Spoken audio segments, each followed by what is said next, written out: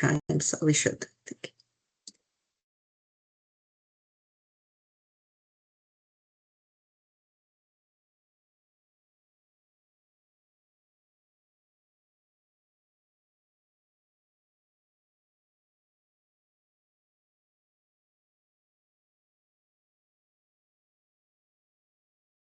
Hi everyone. Hi, Archon. Good to see you. Good evening, Arjun. Hope you're doing well. Fine, thank you. Good evening, good morning. Good.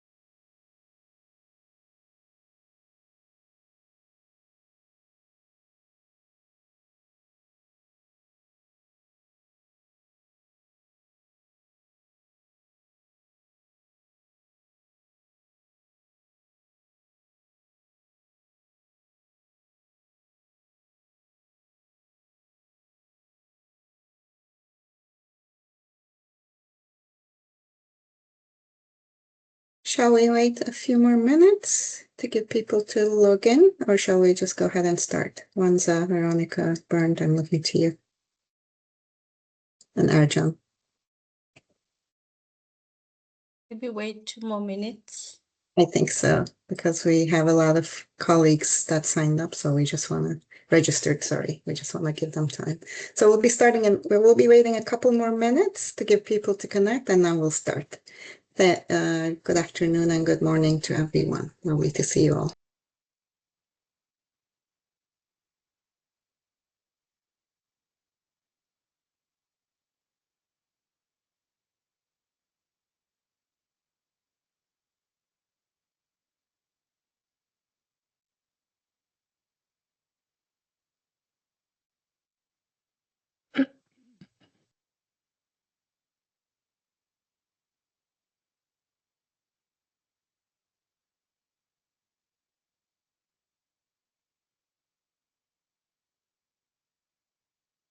Oh, God.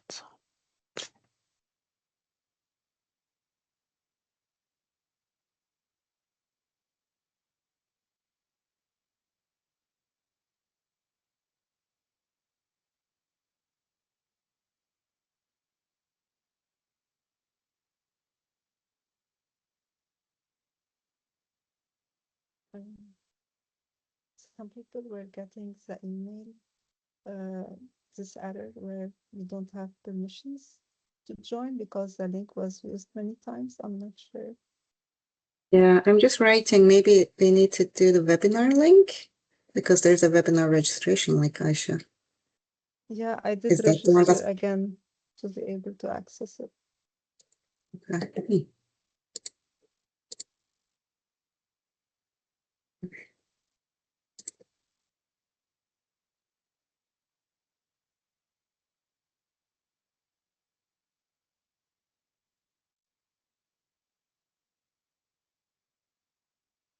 But I think we have critical mass now, perhaps. No? Shall we get started? Yes, I think so too. All right.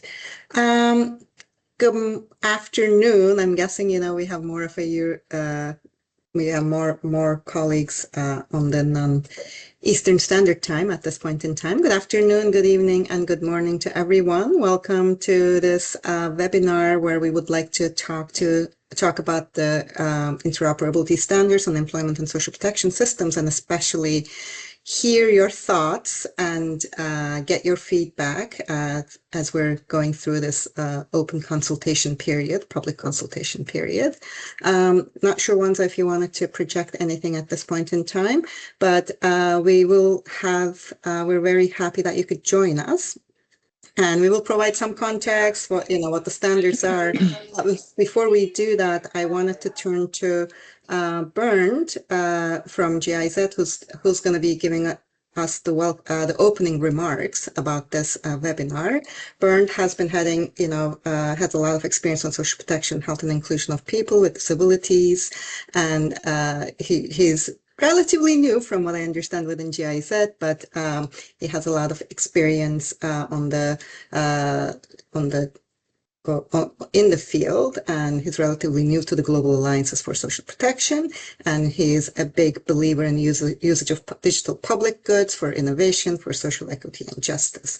So we turn to Bernd to give us the opening remarks, and then we'll continue with a little bit of the context and going through the standards. And just to mention that we're going to have ample time for consultation, for your feedback and hearing your views, and this is exactly what we want to do during this webinar. So over to you, Bernd. Thank you very much, Eileen, for this kind introduction, and hello to everyone. My name is Bernd. It's wonderful to meet you all today. Many of you may not know me yet. As Eileen already mentioned, I've recently joined the GIZ team as head of the program, which we call Global Alliances for Social Protection, which includes also our work on the Digital Convergence Initiative. So this is indeed my first meeting on standard developments, and I'm very excited listening to you after my humble remarks. Thank you for giving me the opportunity to open this public review meeting. It's really an honor for me. My respect and gratitude go to the standard committee members, 19 experts from 18 different organizations, and particularly to the two co-hosts, Eileen from the World Bank and Ercan from Turkey. Together with the facilitators from GIZ, Anita, Vanza, Aisha, and Veronica from ILO, they have been driving this fantastic work on interoperability standards for employment and social protection. So a big thank you to all of you. Let me just introduce you briefly to the Digital Convergence Initiative, short DCI, for all of you who don't know yet the DCI. The Digital Convergence Initiative is a collaborative initiative to support the digital transformation of social protection systems. Launched we can go back a few slides, please. Launched in 2021, the initiative aims to create a global consensus on technological standards and guidelines for digital systems that enable the seamless flow of data between programs and institutions, which are essential to the delivery of social protection. Digitalization can make social protection delivery much faster and more efficient, but to unlock their full potential, digital systems must be interoperable. So interoperability means systems can actually communicate and interact with each other. Today, many social protection systems around the world are not fully interoperable because of the way they are organized. Often they are quite fragmented with different institutions collecting data differently. This is something we want to change through the Digital Convergence Initiative. The DCI, as I already said, is an open and collaborative platform united by a shared vision, expanding the coverage of social protection and enhancing its delivery through inclusive, interoperable digital systems. One important work stream of the DCI is developing standards for interoperability, which establish, for instance, common rules how systems communicate.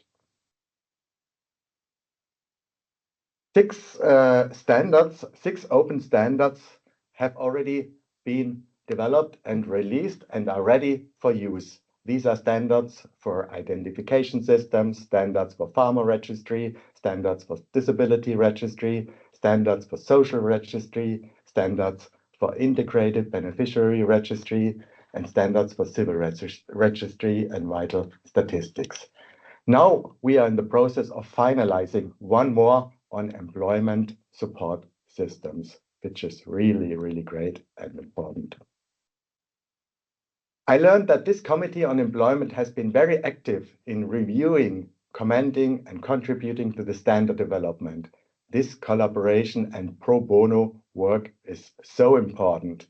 So let me finally thank everyone here, everyone who has really exceptionally contributed to the development of these standards, which are under public review now. Thank you very much for your commitment in developing another global public good as part of the DCI. Thank you very much also to our partners, to our funding partners, the European Union and the German government through the German Federal Ministry for Economic Cooperation, and all our other partners, ILO, the World Bank, Expertise, FROS, FIAP, and many, many others. Thank you so much for your contribution. Over to you, Eileen. Thank you. Thank you very much, Bernd, and for these, for this lovely opening remarks that actually set the context for the DCI and the broader work of the committee, the standards committee, and I see most of them are connected here, so that's really fantastic. And we'll come to, hopefully we'll take a moment to thank them at the end of the webinar again, although our work is not done yet. So in terms of the context setting, we wanted to, following on the excellent remarks by Bernd, we want to provide a little bit of why this integration between social protection and employment support systems at this point in time. How do we see it and what we try to do before turning it over to Ercan to walk us through what we have done so far. So basically, thank you. Thank you, Wanza. I think there are two, and these are very hastily put together slides, so apologies for the lack of, polish in them. But I wanted us to have a few thoughts and framework at the back of our minds. The two underlying principles for linking or integrating social protection with employment support systems, right? First, I think I'm preaching to the choir, but the most effective poverty reduction programs generally support people's transition into employment or jobs. So in most cases, when we look at it, employment promotion is at the heart of social policy delivery, right? And the second part that we see is the citizens at most at risk of poverty are the ones that are more likely to be farther away from the labor market integration. So at that moment where the linking social protection with jobs or employment support systems becomes critical. That doesn't mean that you link them and it's done, they all get jobs and it's all over, obviously, but the work needs to be there to provide that support to get them closer to the labor market. The next one, Wanza, please. And of course, in this, I'm not going to go through this, but in this, the client-centered design, understanding the needs and of the clients and barriers of the clients and creating tailored solutions is critical, which obviously requires interagency coordination, right? Rather than working against organizational silos, you need to be working across, etc. And here is where our focus is going to be, where the information sharing, interoperability presents a critical tool and a very natural entry point. And this is the whole idea behind this, development of the standards, right? That there is a natural entry point for the governments to then start adapting to their own context. The next one, Wanza, very quickly. And so what is the advantage? You have a work-able social assistance beneficiary receiving the income support along with what we call employment support system or services. That could be just the employment services, that could be a range of active labor market programs, etc. But they all have to work in tandem, that they will be much better supported towards employment. And both institutions and beneficiaries can potentially benefit from improved access to information on programs. There's minimized procedural costs and delays because they don't have to apply separately for multiple programs at the same time. And of course, the institutional coordination, the interoperability and integration will promote institutional coordination and streamline delivery mechanisms, right? So the next one, please. This is part of some of the framework thinking that Melis, who leads the Global Social Delivery Systems Solutions Group at the World Bank has been doing. And I think conceptually, this is because we've been thinking about this as a part of our work in South Africa quite a lot, conceptually, there are very different integration models, and they very much depend on the context. That's not a surprise, right? But they also fit across a very, a continuum where you take into account whether the countries have robust employment support ecosystems or they don't, where they have gaps in the employment support ecosystem. So that continuum goes from the very fully integrated service provision to mandated linkages refers, which is most of what the European Union or OECD countries have between their social assistance programs or unemployment benefit programs with activation conditions. So there are mandated linkages, but there are some unmandated linkages. Arjan can, walk us through the case of Turkey, as well as there are all these models where social assistance is the entry point, and there are additional employment support programs, what we call cash plus or economic inclusion programs, as well as sometimes there are no linkages where there need to be. By the way, these examples, this is an illustrative example. It doesn't cover everything. It's just to give you a sense of where some other countries can fit, and this more of a broader conceptual integration. And the last slide, maybe. Next one, Wanza. But with respect to, while thinking of the continuum conceptually, when we talk about integrating delivery systems, social protection and employment system delivery systems, there are distinct integration models that are not necessarily linear and depend very much on the availability of various programs, institutions, and systems in the country. So one-stop shops is one entry, and I think that goes without saying. It's easily explained, and that doesn't necessarily mean just physical one-stop shops. It could be just a platform one-stop shop. But there are also interoperable digital systems where you have, separate databases, social registries, labor market program databases, or labor market information ecosystem. Public Employment Services also has its own database, and etc. And then this is where we could see the different integrations that can happen through interoperability. And then there is, on the other end, a programmatic integration. So as part of our standards work, what we try to do is try to cover all these different contexts through use cases to see how these integration can work on the ground through different use cases. But we would really love to hear your thoughts as we go through. And with that, I want to turn to Arjan to walk us through what we have done, who we are as the committee a little bit, and what we have done so far before we have a quick walkthrough of the standards and then open it up for your valuable feedback. Over to you, Arjan. Thank you, Arjan. I thank all the work team, all the participants for joining to this public review. Yeah, as Bernd and Eileen said, DCI has developed 7 interfaces for the social protection system interoperability of the social protection system. So this is the last committee to develop the linking between the employment system and the social protection system, and we have started last year in November to discuss all the cases. What we work on is process workflows, data standards, and IP standards. We have discussed this kind of 3 main issues, and how we create an interoperability standards between the social protection and the employment system. So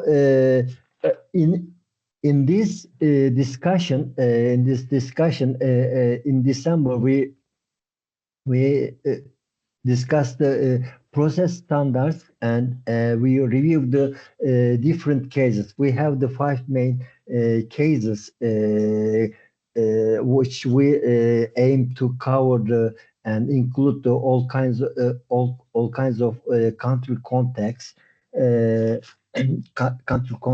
and also we aim to cover the different kinds of vulnerabilities in the social protection system, and and we in this discussion group we have eight countries and the eight different institutions, as you see now,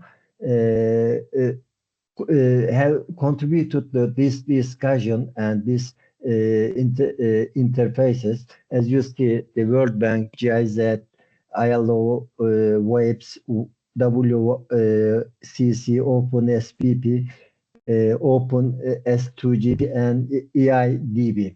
And also Chile, Spain, Bangladesh, Indonesia, Croatia, South Africa, South Korea, and Turkey. And all the our colleagues have added a very valuable comments and revision in the developing for these interfaces.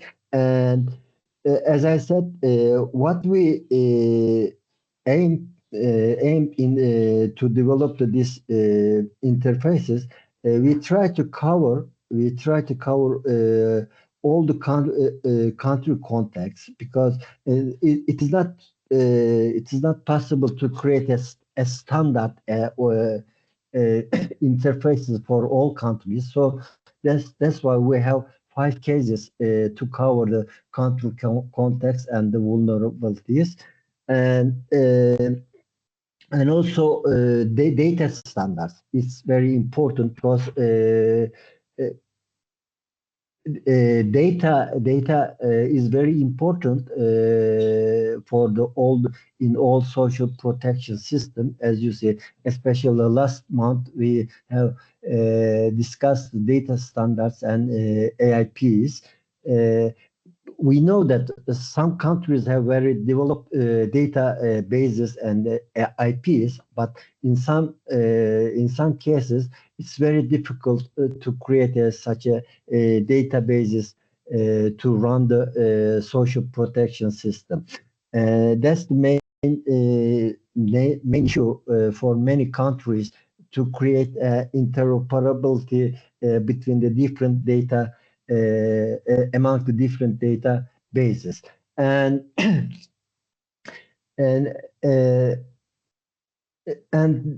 now we have a draft interfaces between the employment system and the social protection system. So I think Wanza will explain the details of these 5 cases now. Yes, it's over for me. Yes, Eileen. Thank you. Thank you so much, Arjan. And I failed as in my duties as the moderator and forgot to introduce Arjan, because we've been working so closely together, co-chairing the standards committee together with our wonderful committee members, that I took it for granted. Arjan Dansuk, he's a senior specialist at the Ministry of Family and Social Services in Turkey. And he is a social protection and development expert with over 25 years of experience in Turkey, with specialty in social policies, poverty reduction, income distribution, and child protection. And we had the privilege of benefiting from his expertise and knowledge and experience, and we hope to continue to count on that as we move forward. Thank you, Arjan. So with that, we promised that this is, this is the presentation part is not going to take much longer, but we think it's going to be super important for you to have a sense of what are these 5 use cases that we're talking about, what do standards include, and how you can provide feedback in addition to your feedback here. So with that, I want to turn to Wanza, who's going to walk us through the standards. She's a systems analyst with extensive experience in the design and implementation of digital social protection systems. Currently, she is working as a technical advisor at GIZ for the DCI, the Digital Convergence Initiative, and where she's coordinating the standards development work, and she has been a critical part of our committee work and pushing us forward. So over to you, Wanza. Thanks, Eileen. So before I go to the standards, so I'm going to walk you through the standards in Gitbook, so you're familiar with the look and feel of the standards and where to find all the information for your review. But before I get to that, I just want to give you a quick overview of how the standard development approach works. So we begin by our webinar series, which is called the Talking Interoperability webinars, where we learn from different countries how they've implemented the different integrations and interoperability. Then after that, we constitute a committee, which like we've seen from different countries, different organizations, and also independent experts supporting the standard development work. So it's a phased approach from learning to drafting the standards and then to the committee discussions. That is where we are now. And in terms of the process for the committee, we start with a first draft, which is drafted from learnings from countries, data collection and analysis of different country cases.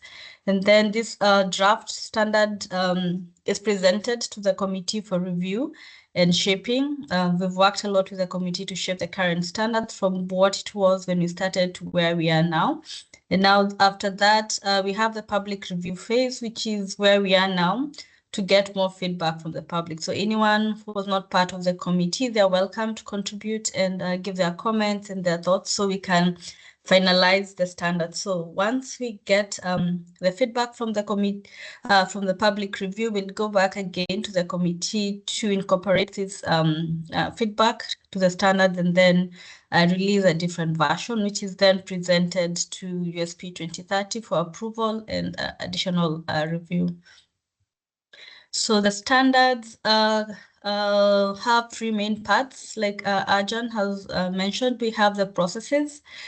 So the processes define some generic workflows that countries can implement to link employment systems and social protection systems. So we are going to go through that in a bit. And for each of these workflows and processes, we give examples of implementations, again, based from different country contexts. And then the second part of the standard is the data standard, which defines what data elements should be exchanged for those processes and why it needs to be exchanged. And I'm going to walk you through how we've set some of these data standards and the attributes of each of these data objects and the code directories. These are just a common list that countries can implement in their systems. And then the last bit of the standards is the API, which we define the methods which could be used by countries to exchange data, and the countries can find all this information in Gitbook and GitHub. So for the less technical people, you can review Gitbook, but for the technical people, when you're implementing, they mostly prefer to use the GitHub, which is in a technical format. And with that, I'm just going now to show you. So like Bernd mentioned, we have many interfaces we've developed, and now this is the 7th interface that we are working on. You can also find all these standards in our Gitbook and GitHub too. For this specific interface, before developing the standards, we mapped out the different stages in the service delivery chain where interoperability could enhance the service delivery. And we identified the different phases and mapped out the different standards. So if you're looking at the standards and you're wondering where does this fit, you can just go back to this diagram, which you also have on Gitbook, and you can see the different stages. So during the intake and registration phase, the different programs, whether it's the employment program or the social protection program, can get beneficiaries from the different systems, either through a referral process or through proactive search of potential beneficiaries to enroll in their program. And I'm going to show you where you can find all that information. And then during the eligibility phase, when you're trying to determine if applicants are eligible to programs, you can also link into this different system. If the employment system maybe wants to check if the applicants qualify for the services that they need to provide to them, or the social protection programs could also verify and check the status of these applicants in the employment systems. So we have that. And also during the benefit determination, when you're deciding which service to provide, you could also check what other services they could qualify for. For example, if you're enrolling them in an employment support program, and you could check if they could qualify for a social protection service, and then refer them to the social protection system for consideration. And then also when you're providing the benefits and you realize your beneficiaries could benefit from more services, you could query the different systems. So here we've identified a process that the two systems update the beneficiary attributes for integrated case management and monitoring, meaning the social protection system has visibility on what benefits an applicant is getting from the employment side, and the employment side has also visibility on the benefits that that applicant is getting from the social protection side, to ensure that there are no overlaps, or to see if there's any service that they're missing and they could benefit from. Then the last place where you could link systems is during the compliance, checking if beneficiaries are compliant to the programs and the benefit they're receiving. So you could also use the updated attributes to confirm that. And then the final stage is at the exit stage, where now you want to refer, maybe they've graduated from a social protection program and you want to refer them to an employment support program. Then you could also check through the referral process we've defined. And with that, I'm going to switch to Getbook, so I can just walk you through the standards. So through the link we shared on social media, it will take you directly to this page here, which is the space for the employment support system standards. And on your left here, there's a menu where you could scroll and navigate to the other interfaces. But for today, we're just going to look at the employment support, but you can also look at the other standards later. So like I mentioned, we have different parts of the standards. The first section we have here is the introduction, that introduces what the standards are, what we are trying to do with the standards. Again, like Eileen mentioned, we're only looking at the interoperability bit. So we are not defining how to build an employment system or a social protection system. So all our use cases will be limited to only the interoperability part. Then after the introduction, we have assumptions we've made in developing the standards, and we also have a section on exception handling. So you can look at that too and review and give your feedback.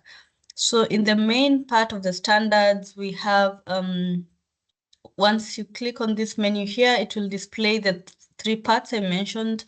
We have process, data, and APIs, and they're also represented here on the main landing page. So to view the processes, you can drill down again on this left menu, and then you'll see all the five, the documentation of all the five processes I've just mentioned.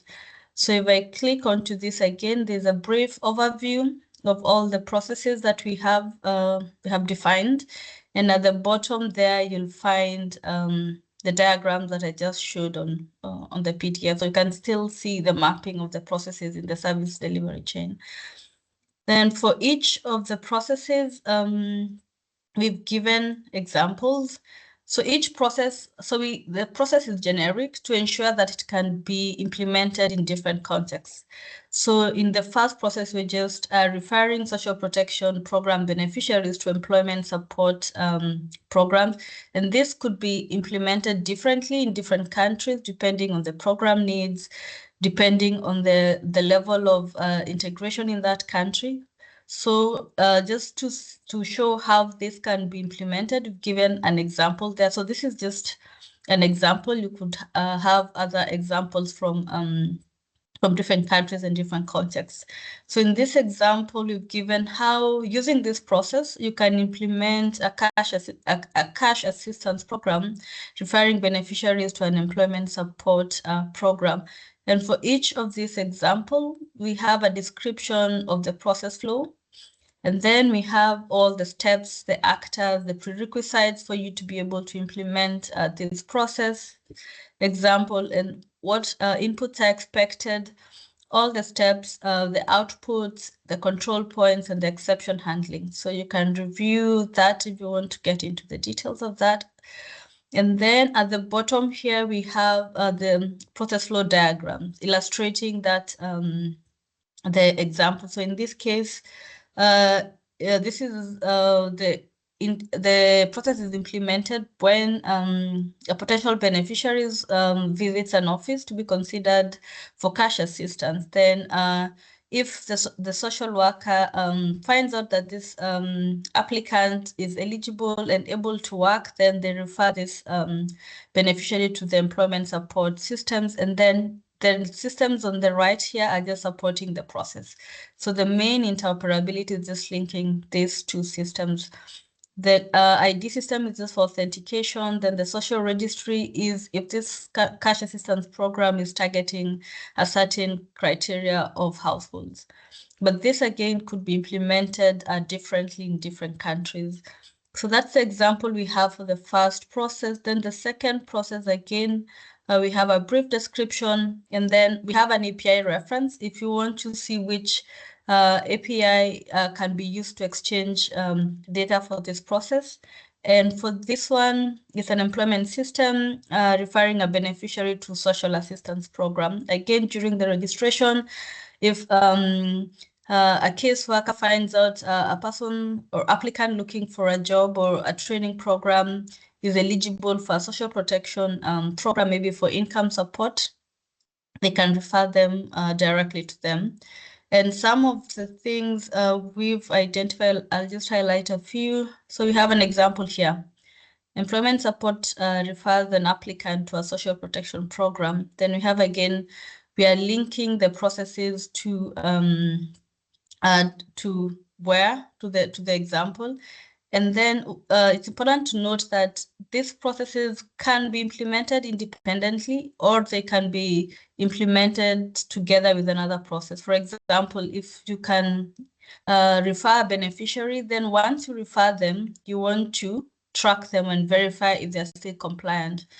So you can implement the processes independently, or you can combine two processes depending on the program requirements.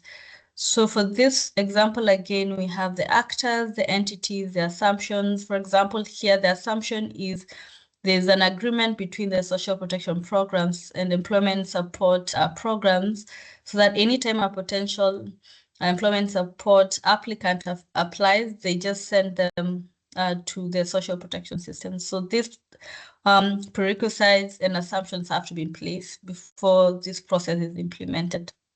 Again, this could look different in different countries, but still following the same generic process flow. Then the third example is the proactive enrollment of beneficiaries. So here the employment support program is proactively looking for potential households to be included in employment support program. So they're not waiting for the applicants to go and apply for the service. They're just targeting them directly from the social protection system. And for this, again, here we've linked all the APIs that could be used to proactively search these potential beneficiaries. And we've given two examples there. One for an economic inclusion program that is proactively searching beneficiaries.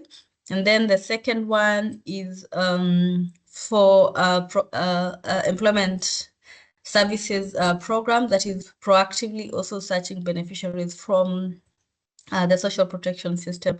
And again, the structure is the same. We have an overview of the process flow, the assumptions, the process inputs, and again, at the bottom there, we have the illustration, the diagram. And then the fourth process is the updates. Again, like I mentioned, this could be implemented independently, or it could be part of the first, second, and first main processes. So again, we have an overview of what this process is all about. And again, the link to the API reference. And we have the last one, which is the status verification for compliance and monitoring. Again, we have an example for that and a description of process flow, the assumptions, prerequisite. If a country wants to implement this, they could come and see what assumptions have been made and what do they need to have in place before they even think about implementing it. Again, with the expected output and the control points, and we have a visual representation of that process. And with that, I'll move to the data. So for the data, again, we've grouped the data into different data objects. So here we have different objects that could be exchanged. So why we are splitting this data into different groups is because depending on the program, different information is exchanged. For example, if you just need the person details only, you can use this data object. If you need more information, for example, like for a child program or for a retirement program, this could be sufficient. But if you want a more detailed view of the member, you can use this member data object that provides more information. So it includes the identity details, which are contained in the person, plus demographic details, the education level, the occupation, and all that. And we've also included for this interface employment information and employment history for that person. And then if you want to check, because sometimes you want to check more details about the family of that applicant, you could use this group. So a group could either be a household or a family. Again, you can get more information on that beneficiary or the family status from exchanging this data. Not always exchanging, but also you could just query the data. And then the next one we have there is the employment information. We have just mentioned contains the history of that person's employment. And then we also have beneficiary, which includes the details of what programs they're benefiting from. And then the program, which includes details of the programs that they're enrolled in. So this is some of the data that could be exchanged for you to, for these processes to be implemented. And then the next thing we have on the data is the code directories. These are some of the examples of code lists that countries could implement, and we've given examples of what values those lists could include. And this is also can also be edited depending on the country context. So for the technical people on GitHub, we have profiles that you can use to customize this to meet your country context. And here we've also given examples of how different countries could use, for example, the employment type. We've given an example of ICSE 93, which is a much smaller list, and then which could be implemented together with the employment status if you want to get the details of the employment type. And then we've created another list here of unemployment reasons if you want to exchange data or just to query why someone could be unemployed. And again, we always reference the source of this list. So if you want to read further, you can just follow those links. Again, we have the enrollment status, which could also be queried. And then the last part is the API, which we give the design principles of the API, which is standard for all the spaces, the versioning of those APIs, and the methods that can be used again. So I think this would be more interesting to the technical people. So if you click on this, you can just go straight to the API examples, and we also have the process flows, how they've been implemented. So you can just look at this for more details. And then at the bottom here, so I'm just gonna minimize that. We have additional resources. Like I mentioned, we've had several webinars that contributed to the development of the standard. So if you want to reference them, we have a resources section here that you can refer to. And then another interesting thing you can look at is at Gitbook has an inbuilt AI function where you can query the different standards. So if you just want to explore the standard without going to any specific interface, you can just use that. So there's some example questions, and you can also type in your question and you'll just get the feedback. So you can play around, type, query if you want to see which process is linked to which data object, which process is linked to which API, and you're not sure where to go, you can still use that search function and you'll get all the information or a summary. You can also query all the documentation and get a summary of the different functions. This is an example of an answer you can get. Like I've just queried how to select eligible household outreach and enroll them. Then to just give you a brief example, and you can ask more questions like how is consent handled, what triggers enrollment, and what data fields are provided in the different examples. So to give feedback, if you have a Gitbook account and you click this Gitbook link, it will take you straight to a Gitbook account. And then if you have a Slack account, if you click this link, it will take you there. But if you don't have any of that, you can just go to our website, connect, and send us a message directly. So if you're in GitHub, most technical people, I find them giving them feedback on the discussion forum. So you can go there. If you have a Slack account, you can also give that, but you don't have to. You can still use the connect option on our website. And with that, I just want to quickly show this, how this example looks like before I hand over back to Aileen. So here we've mapped out all the processes for the technical team. If you want to look at it, how the request of the data looks like and how the response will look like.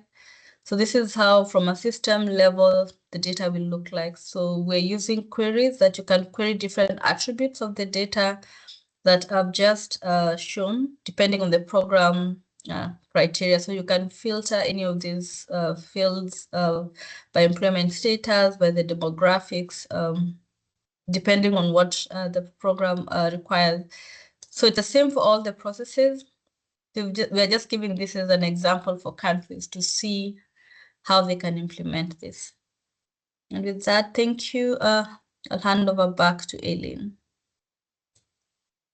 Thank you so much, Wanza. I just want to reiterate, I put the link in the chat. So all this information is already available in GitHub. I'm always confused between which one is the more technical, which one is the more broader. But you can go and review at your leisure, because I know this is a lot of information to take at one point in time.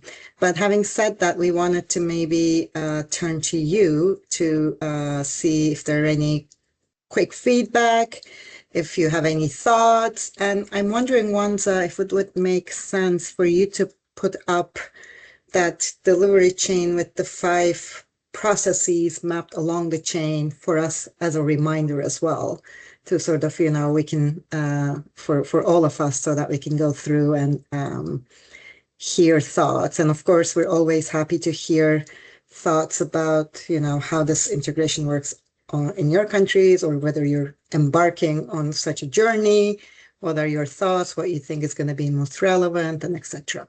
So feel free to use the raise your hand function, and we look forward to hearing from you.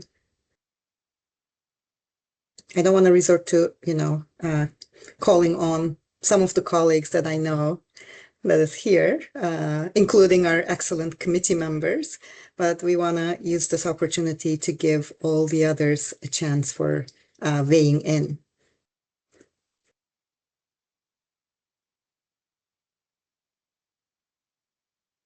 Okay, I do not see any hands at this point in time. I'm not sure whether this was crystal clear or whether people are being a little shy in taking the first, in asking the first question. Anyone? And perhaps one thing I can clarify also is that, there are a lot of, as you will see here, some of these processes actually overlap or can be layered. I tried to put a comment in that in the chat as well, can be layered on top of each other to make it a little bit more complex, but we wanted to keep it as simple as possible to have a process, separate, for instance, the referral of social assistance program participants, for instance, to employment support, right? Which can happen as part of an exit decision, which can happen earlier on in the process as well, but then some of which are going to have some mandatory conditions that needs to be verified, that will be captured by a different process, some of which will not, and etc. Right? And we try to capture that also through through the coloring to see which level do they fit into. I see one hand up. So, and I can't see the names very well, but let's see. Valeria, please go ahead.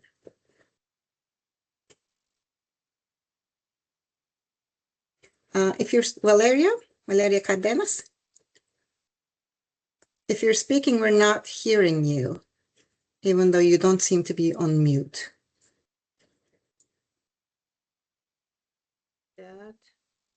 Now, yeah, now we can hear you. Yeah, better. Please go. Okay.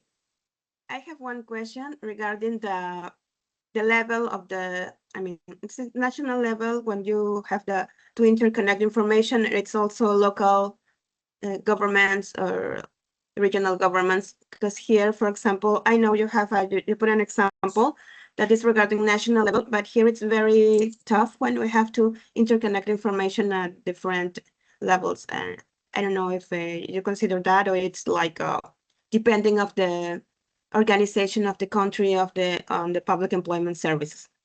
That was one of my questions, because it's really difficult when we have to interconnect information, and you have to share information, at least here, because we have many areas that are rural and don't have the the best technology. That's it. Okay, thank you. Thank you for the excellent question, which is very relevant. I want to see if we have a few others to take before turning, before responding. Anyone else? And I think I'm not sure, Wanza, if you've seen it, but there is a question in the chat as well. I'm monitoring it about whether there was any consideration with respect to putting the process and the data models in an open source tool. So, so I think I'll turn to you for that. I see Gaston. Please go ahead. The question, yeah, just first of all, I want to congratulate the whole team. It's absolutely impressive, the work done, and the amount of information and that different countries and teams has in order to support the improving interoperability in social protection. So I really want to congratulate, and also the presentation was really good. Just a brief comment, and I want to learn if there any country that has been working with the team, or if there's some teams that have been using some of this development in order to support some interoperability improvement in any country. I'm wondering that because there are many countries that have been working right now in this, and it would be really interesting to put together with some of the developments in terms of standards that this team has been drafting, and try to understand if this has been also happening in other countries, would allow us to better refer to this improvement. So thank you so much.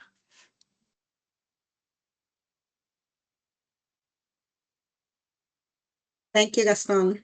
Anyone else before we at least turn, start responding? I'll turn to some of our committee members.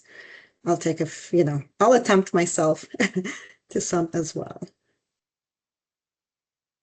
Okay, we'll leave them for the next round. I think, Valeria, thank you for the question. And I'll also turn to Wanza to weigh in, as well as all the other committee members. I think the importance of, connectivity is critical, right? We are sort of taking it for granted for interoperability purposes, although there are models where this can be done in more, rather than real time, in more batches when there's connectivity, and etc. And there needs to be some innovative solutions, let's put it that way, innovative in the very pragmatic solutions.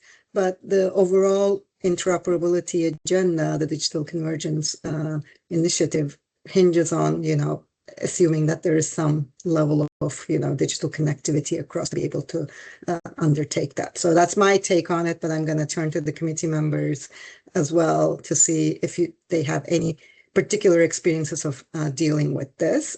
For Jan's question on whether, whether it's been considered to put the processing data models in an open source tool, I'll turn to Wanza and maybe very quickly responding to Gaston. Gaston, we're still in the development process, right, of these standards. And the idea is that once they are finalized, they'll be open, and hopefully we, from different organizations and different countries will be, helping and supporting the governments that are trying to link and integrate their systems through these standards as a starting point. I want to emphasize that, I think, very, very clearly. These standards are a starting point that will need to be adapted to the country context, right? To the institutional setting, to the needs of the country. But they are at least, providing a very nice entry point and to guide the governments and other institutions as they move forward. So the quick answer is no, there are no active countries that are using these standards, although we have a number of representatives from different countries, different country governments that have been in our committee and have been actively contributing, sharing ideas, as well as their challenges. And I think maybe Arjan can also weigh in. But I'll turn to, from the committee, please come in. Wanza, if you want to take in the question on the open source tool, as well as the connectivity issue, and then I'll turn to the rest of the committee as well. Thanks, Eileen. I'll start with the Valeria question on if this can be implemented only on the national level. So the way we've structured this, the standards, it doesn't define where, at what level you can implement them. So you can implement them at any level. You just need to link your data. So you just need to link where which systems will be connecting. So this is it could be at national level, it could be at a local government. So as long as you link your system to it, then the process can still work. So it can work for different at different levels. In terms of the open source tools, so in terms of implementation, we've been working with 5 DPGs already that are adopting these standards. Not only this interface, but different interfaces, and we're going to have a webinar soon to demonstrate this. So yes, we've been looking into open source tools and how they can adopt this. So this will be available. So it's already a work in progress. The first presentation they did was last month in Morocco, how they demonstrated how they've implemented other interfaces, but not this one because it's still in development. Thanks. Yeah. Eileen? And Arjan, did you want to come in quickly before we turn to for more questions? Okay. And I'll come to you, Jan, as well. For the question of national level or local level, I think if the system, what we offer, what we recommend, if system, if it is national or local, what we said, it should be a centralized databases at local level or national level. First one. And if a country has a very strong national network to get the data collection and to implement the employment programs at the national level, it's okay. For example, for Turkey, all our programs are designed at the national level, but implementation implementation is done at the local level by using the local offices and local experts. So, but if we, for example, I know the Brazil cases and Philippine cases, it is difficult to implement centralized programs for all the regions. So, for I know the especially Philippine cases, they have the different kinds of regional programs, centralized regional programs, for example. So it's up to the country context to implement these programs, employment, to create a linking between the employment and social protection system at local or national level. But one point is crucial: whether it is national or local, it should be a centralized program. Thank you. Thank you, Arjun. Very valid point, and thank you for sharing the experience. Jan, I wanted to come to you. Thank you for also including some of the screenshots using Modelio. Looks really interesting, I have to say. Over to you. Jan, you're on mute if you're speaking. We're not hearing you.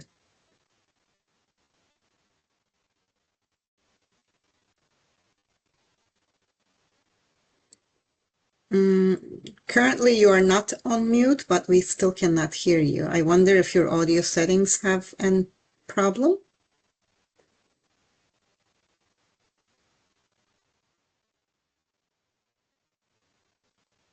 We can see you, but we cannot hear you.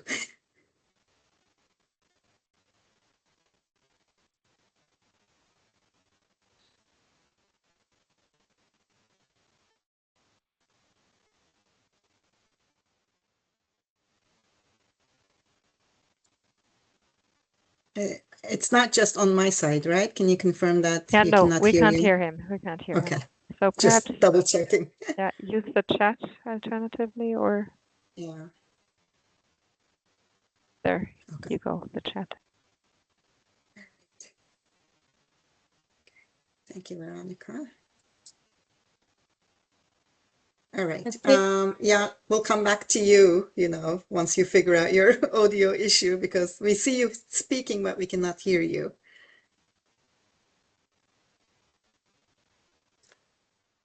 Wanza, go ahead. Yeah, so I've just looked at Jan's question. I hadn't seen it. So I thought he meant in terms of implementing the standards, but I see he meant in terms of designing the standards. But yes, I don't know, Aisha, are you in the group? Yes, because we've been using a tool to design but we haven't linked it to the standards themselves. Maybe Aisha, you can elaborate on the tool, because we're just, especially for the images, we're just extracting them and putting them on Gitbook. Yeah. So we were using draw.io for designing this one, but we can add as well the UML part for the data object and link it for technical people to see it as well. So definitely we can consider that.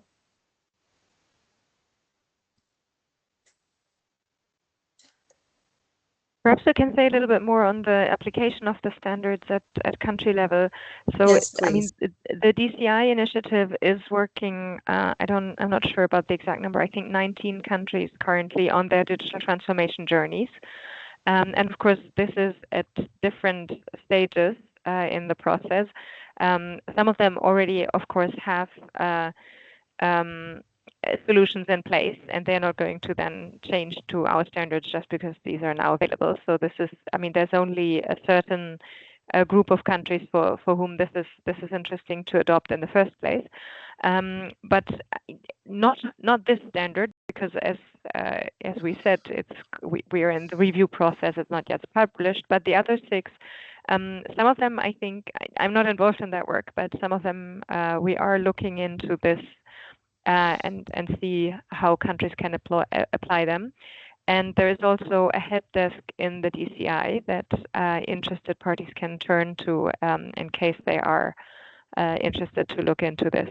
So please do get in touch if you're considering the application of any of the standards. And I'm not sure, Wanza, if you have more detail on the country work.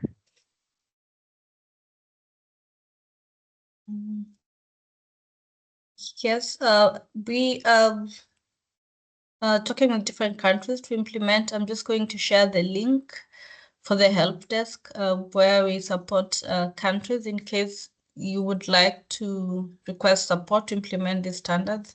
I'll just put this link on the chat.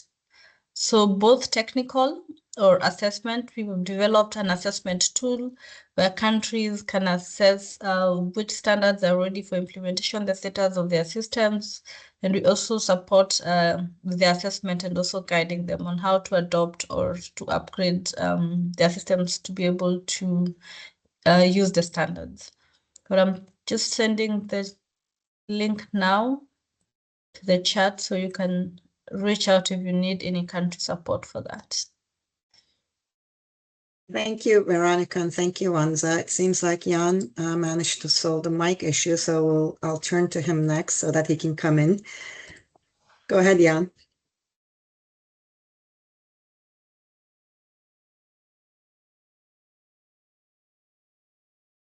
They're not We still working. can't hear you, though. What's happening?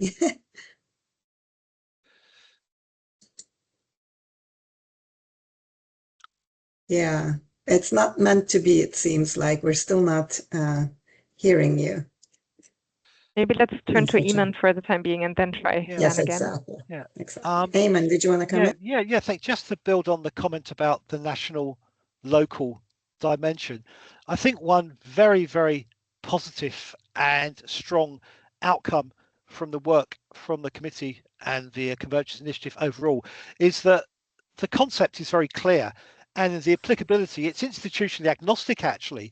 So as long as the basic fundamental systems within organizations don't have any kind of profound issues about not being able to connect or talk to each other, the concept is very, very applicable, and it is actually a mechanism for building an ecosystem, which we talk about so much as well actually. And I think one of the problems when we first introduced digital solutions a long time ago was that within countries and even within government departments, sometimes people started developing solutions within their own administrative bunkers basically, and so they were going from a premise that they weren't thinking about building connectivity, but the whole premise that this has been developed about is about putting the client at the center of the delivery system actually. And I think with that viewpoint taking forward, it's immaterial in a sense whether one has a very centralized or decentralized system, as long as there's a clear vision for where the individual user sits within the kind of service provision actually. So I think that's a very, very positive point, and also hopefully a clarification for people who wonder if their own particular system can't actually take advantage of the outcomes from the work. Thank you. Before trying Jan again, if I may just come in, because I want to build on what Eamon just said, because I think this is super important to acknowledge that, I mean, what the standards do is it's an offer that anyone can use, and there's nothing prescriptive in them. It's, for example, we discussed conditionality, and of course this is a very contentious political debate in all countries. How much do you push social welfare recipients to activation, and how harsh requirements or sanctions are? We don't go into the political debates. We don't say anything about the design. It's saying if you have conditionality, here is a way to automatically check on the status. Do they comply with the job search requirements? It doesn't say you have to do it. It says if your design foresees this, this is how you can do it more easily or more automated. And same for the other things. It's not saying these are your data exchange needs. The data exchange needs are defined by the design that you have chosen in your schemes and programs. It's just saying once you know your data exchange needs, this is a standardized way of executing them. And I think this is good because it creates a good platform also because it's agnostic to this to just find the best technical solution in a way. Thank you, Veronica and Eamon, for these clarifications, which I fully agree with. And I think that's sort of the point that we keep making. These are starting points to be adapted to the institutional context and the policy and program design that exist in the country, right? In each country. We're just trying to help, think through for different contexts and different different policy or program design elements, how to do those linkages, how to do those integrations. So just to clarify, the 5 processes that we identified are not going to apply to all the countries. They're going to apply, only 1 will apply to one country, 3 will apply to another, maybe, all will apply to one country. I cannot think of one because they're probably already, have done the full integration at that stage. But just to sort of trying to cover the the differences in the context, but in a more harmonized way. And I think Veronica's point about the standards being agnostic and not normative, right? We're not prescriptive, we're not normative, we're agnostic about whether this is good or bad. We're just saying if this is what you have, this is the way to do it in a much more standardized way.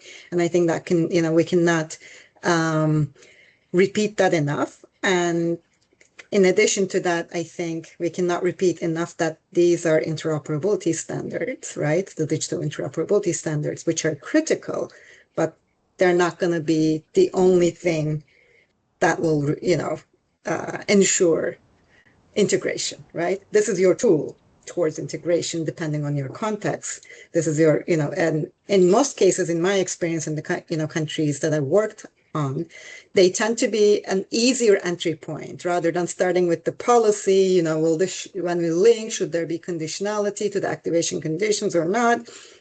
That discussion gets very, contentious and sensitive very quickly. So rather than starting at the policy program level, which needs to happen, or the institutional coordination level, trying to leverage the technology and digital tools to see how that connection can be made generally is a much more natural entry point where most of the institutions that are involved in are open to discussing, which can then, elevate into the different layers as well. So, I just want to repeat that again, because we don't want this to be taken away as these are the only ways to do it. And with this, if you do this, your integration is going to happen. That's not the message. This is exactly the opposite. So use them at risk. And I think, Jan, do you want to try again? But you're unmuted yes. and it doesn't look. Oh, now you can. Try again, and now Fantastic. you hear me maybe. Sorry, sorry for the confusion. Now, I just wanted to say also that the standard basically it indicates a number of elements that you need together. And so, if you miss something, it won't work somehow. So you need all of those elements somehow, and of course you will add details from the national context. And this brings me to one question. For instance, there was also a document about IT governance from the group, and there it was mentioned that a registration form, design of registration form was very important. Now, for the moment, this element is still missing from the standards, for instance, because you list all the code lists, for instance, the basic data elements, some combinations, but for instance, the form that would be a registration form or an application form, that is not included yet.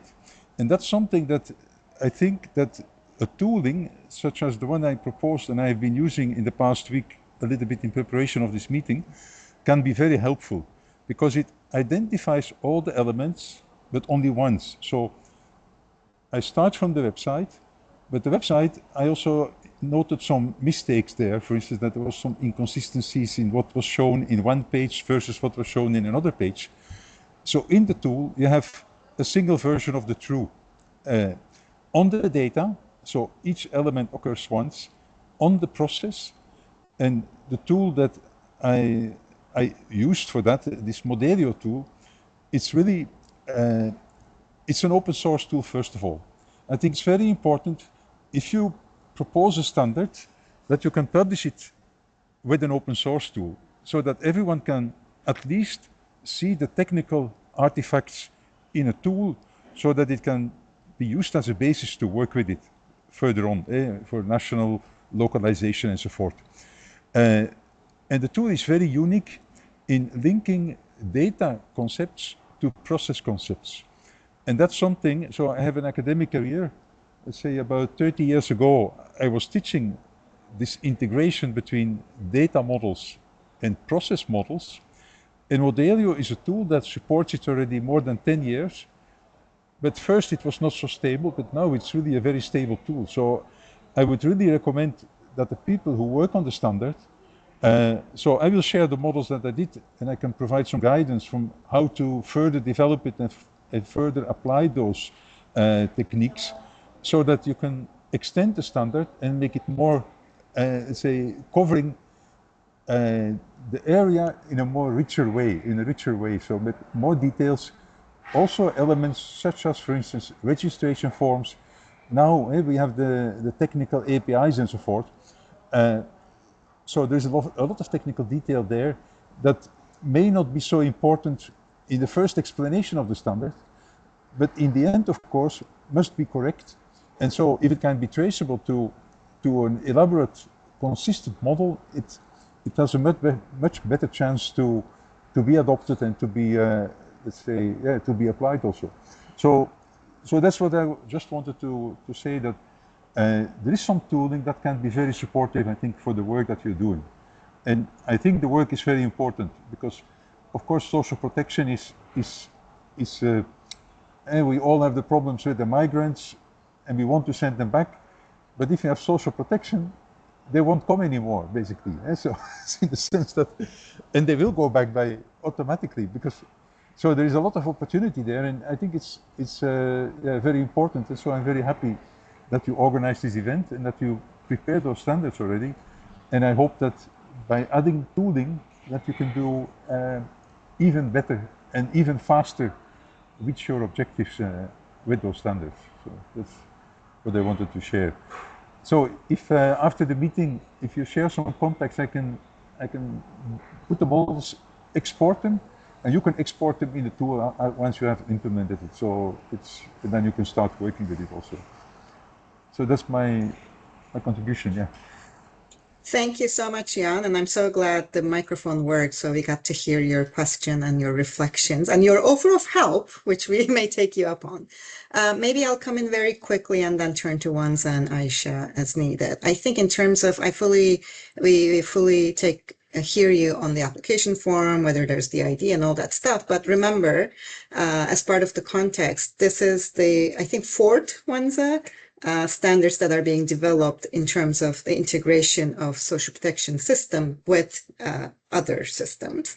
And there are, common elements to it, ID being one of the critical ones that are already defined and that are already established, that sort of like as part of the, and once I can explain this better, but as part of the assumptions that this exists, if there's a national ID, system, that's, it's already assumed that there's interoperability into the social protection system, or, there's interoperability into the employment system, so that, we take that part as given and rather focus on what are the things that are specific to linking social protection to employment programs in these standards. But I'll turn to Wanza. And I also, and please, this is exactly the whole idea and the whole purpose of having this public consultation period, because as much as we've worked hard and tried to, cover everything and do it diligently, I'm sure there are, there may be inconsistencies, there may be things we may have missed in terms of the processes or the use cases. So we really will wanna rely on the collective hive, basically, to complement and further these standards so that they are, ready for use as we move forward as well. So whatever you identify, please, let us know. And this is not just for Jan, this is for everyone that's on the call, or everyone that we've been reaching out to basically go to GitHub, go to Gitbook if you're the more on the tending to the technical side, and then look into the technical details as Jan seems to have done, and then we will and let us know. I think Wanza and Aisha will be the main contact people, but feel free to reach out to any one of us, and we'll make sure that we incorporate your feedback. So Wanza, did you want to come in a little bit, maybe compliment, or at least clarify what I've been trying to say on the ID part? Yes, so on the standards, we have some assumptions. So sometimes you assume that there's already a system in place, you've already collected your data, you're just looking to the interoperability bit. But I also like the idea of putting all the standards in a tooling box. We're always looking for feedback on how we can make the standards friendly and easy to be user friendly to the users. So if so we are happy to see what how you put them in the tooling, and if this can make it easier for other countries or other users, we are happy to include that in our documentation. So thank you. And we've shared our contact, so please reach out and share, then we can discuss further. Thanks. Thank you, Wanza. Any other questions, comments, reflections, share of experiences from those connected? There currently doesn't seem to be any, so I'll jump in again. In the meantime, please, everybody, think of any questions or comments you have to come in after me. I was wondering if we wanted to react to the suggestion of this application or registration form.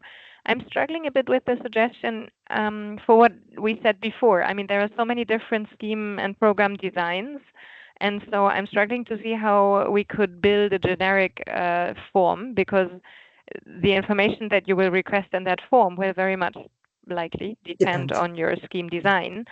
So I'm not sure how useful it is to just have a very generic form that only asks for the most basic information, name, I don't know, address, birth date, what always is being asked. And then this other question of, I mean, is there, can we foresee a section where these forms or templates could also be located? Because currently we really only look, I mean, what we have is the process, the data, and the APIs. We don't really have anything else in our standards for now. So just, I don't know if there are any thoughts from colleagues on this. If I may come in, I'm abusing my, privileges as a moderator, but I wanted to come in. Veronica, I think I took Jan's point about, generic application form more about, in a sense that, that part being missing, even though it's actually covered, in the assumptions part and the interoperability part. And the way, honestly, I think about it myself is the principle is that the citizen, to the extent possible, provides their information once to the government. So they don't have to go and need to provide the same information to multiple agencies at once, right? So, and I think the interoperability standards hinges on that too, sort of takes that as given. So if you already have the information in social registry, in civil registry, the ID, name, the household structure, linked with social registry that grabs from there. And then, then employment grabs from there through the, interoperability standard, so that there's no repetition, but there's no standard form either, because as you already very eloquently said, the programs and the contexts are so different, and the type of information needed is so different. But the thing is, there's some base information that can be collected from different existing databases that we're already linking to, civil registry, social registry being, the critical ones. And then the additional ones are through the employment support system for the employment, for social protection programs, there's additional information needed, and etc. I do know in the fully integrated systems, there is a single client view, and I'm going to turn to Eamon that, to reflect on it from the UK experience. But that's basically wherever you go, even if it's social protection or employment, you provide that information, and that's the single client view, so that you don't, again, this doesn't have to provide it twice or 3 times or multiple times. But anyway, so that's the way I think about it. That's the way, I think where the interoperability, it becomes really critical. And I think, that sort of eliminates the need for that basic application form, in my view. So Eamon, over to you.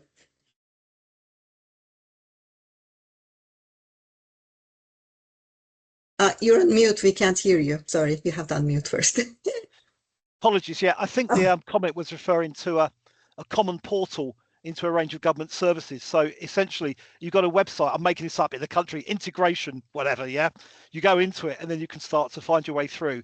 And again, the UK had a concept developed many years ago, which was trying to say, tell us once, which was actually based on the experiences of an extremely senior civil servant who found in a certain situation, she had to go into lots and lots of different systems, actually. And that gave her the idea. And the idea was to say that you shouldn't have to put the same information in more than once. And of course, if you've got a requirement to enter information into parallel systems can sometimes ask for the same information in a slightly different way, if you're still with me. So you can start to get a kind of incompatibility of the inputs. So yeah, that's the theory, actually, and it kind of makes sense. So a website could be the initial doorway in, and then that sits in front of everything else. Yeah, I mean, the UK experience was based essentially starting with about more than 25 years ago, that there should be a common portal. And it was originally called, I think, the Single Work Focus Gateway, which is rather wordy. And that was the first working prototype of Job Centre Plus. But the idea was that there should be a single gateway to both welfare support and employment support into the system.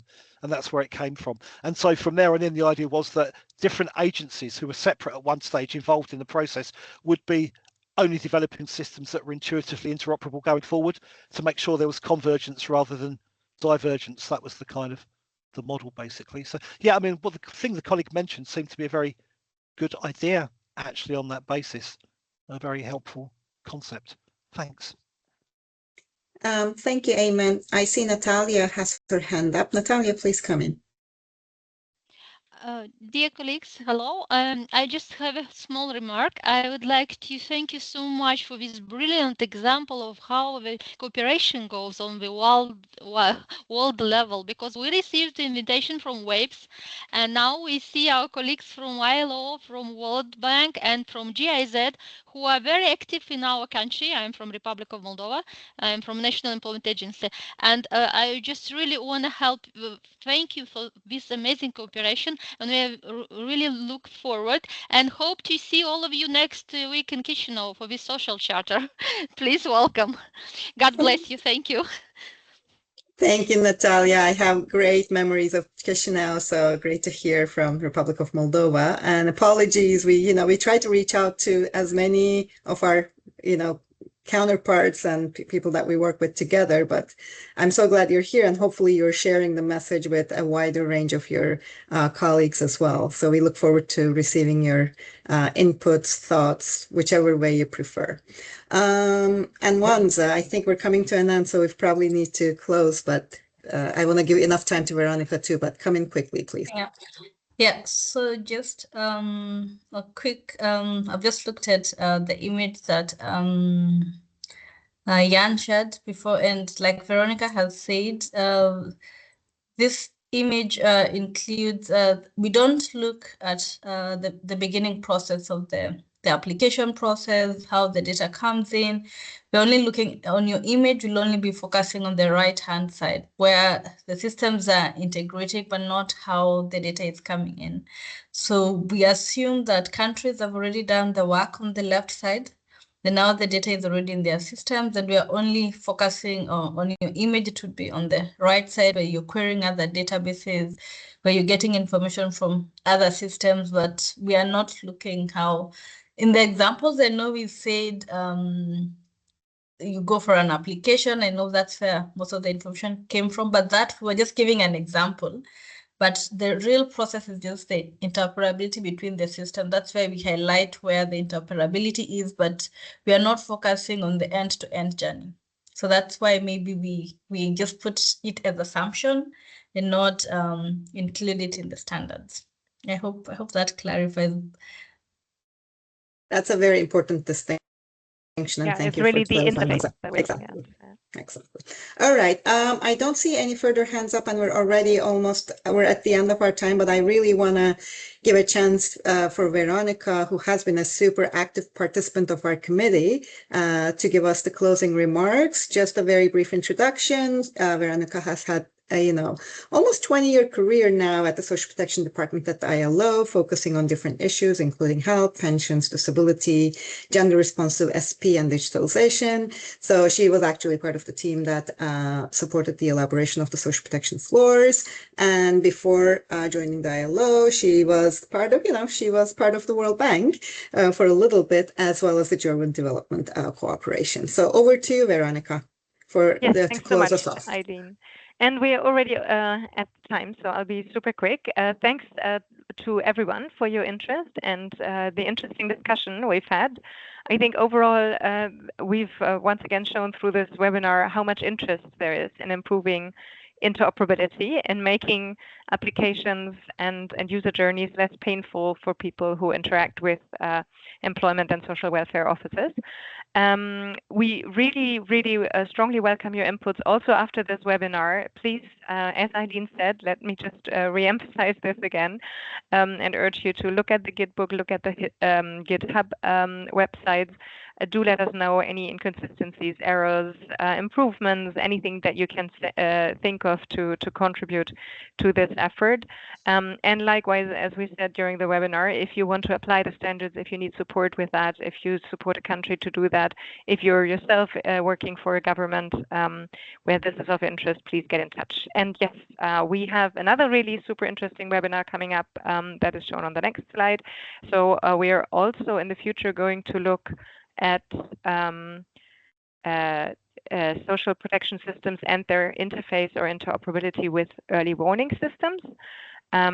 So this is on March 24. Please visit our website, spdci.org, to register. And I think I confused the order. Can you go to the previous slide again? I think this is the timeline so our public review on these standards that we've presented today is still open till March 24. So you still have a full 12 days to go for it, look at the details, and provide your inputs and comments. And I think these were the only two announcements I still have. I mean, overall, it's not just on the standards. We also have a training offer. We work at country level. The DCI is also, in general, looking at exchanging knowledge and experiences on supporting the digital transformation journey of social protection systems. So please, if you want to be part of this, just get in touch through whatever means you can see on the slide. We really want to collaborate with anyone interested in this effort. Thanks so much, and thanks for your patience also for going slightly over time. And goodbye, everyone, for now. Thank you, everyone, and we look forward to hearing from you in whatever modality you choose, but we really need your inputs, feedback, and insights. Thank you. Thank you to all the committee members for all the excellent work so far. And we'll reconvene after the public consultation period. Looking forward to that also. Exactly. Thanks, everyone. Thank you. Bye. Thank you, everyone.